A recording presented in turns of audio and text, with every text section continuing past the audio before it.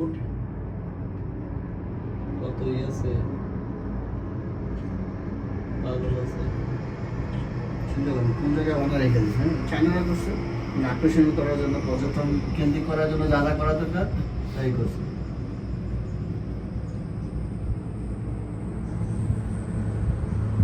আমরা মেঘের মধ্যে আছি, মেঘের মধ্যে আছি।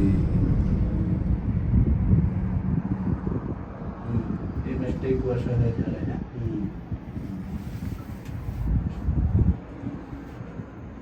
আমরা মেঘের মধ্যে আছি। আমি কিন্তু ইয়ে প্রেশার আমরা হাত দিয়ে দলে যেরকম চাপ দিয়ে দলা হয় না, যে অনেকে বেদার মধ্যে জিনিসটা হয় ভাই